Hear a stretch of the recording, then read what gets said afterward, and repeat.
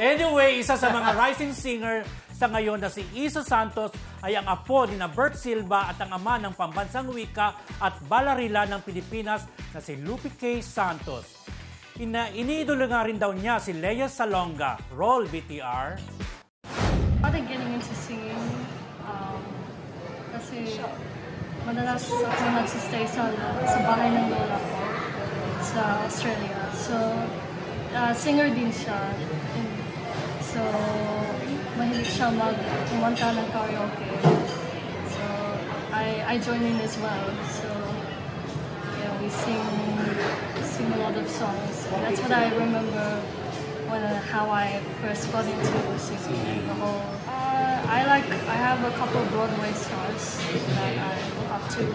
You know, Lea Salonga. But I also like Ivana Blazada. She's a Broadway star. It would take me out of my comfort zone, and it would be a different experience. But I think I really like the way that musical theater singers, deliver their voices, especially, and the acting as well. It's a different craft, but I think it's a good experience. If I could. Yan, Friendship. Nakita niyo tsura niya? Sino kahawig niya? Kung nakikita niyo... yung foreign ni Koreana. Si Sandara Park? Di ba? Sandara Park. May hawig ni Sandara Park. At may pagka-Aramina na maganda. Aramina. Parang girl version. Tingnan mo, may pagka-Aramina din, di ba? Aramina at Sandara Park. Aramina. Parang girl version ni Darren Espanto. Ay, gano'n? Oo, tinumura. Pero sa Australia din sa Friendship.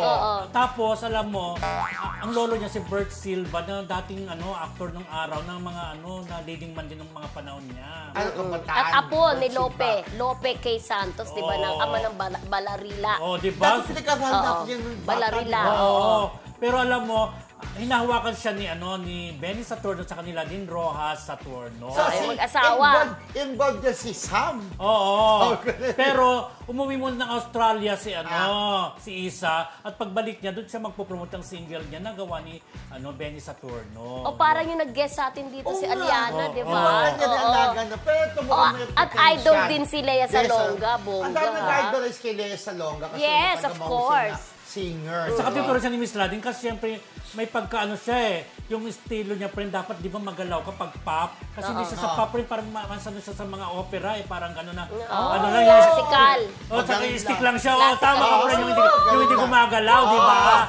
Yun ang isa sa mga tinuturo nila din kung paano mag-perform ng magalaw. Kasi hindi siya magalaw. Oo, yun. Pero maganda boses niya. Dapat matuto siya sa'yo, magalaw ka, di ba? Magalaw. At magaslaw. Ganon. Good luck kay Isa Santos, di ba? Kaya gusto silang yapak ni Lea Salonga. Yes. Ang dami nag-idolize talaga kay Lea Salonga. Correct. Kasi mahusay, di ba? Correct. So good luck, Isa! Yeah.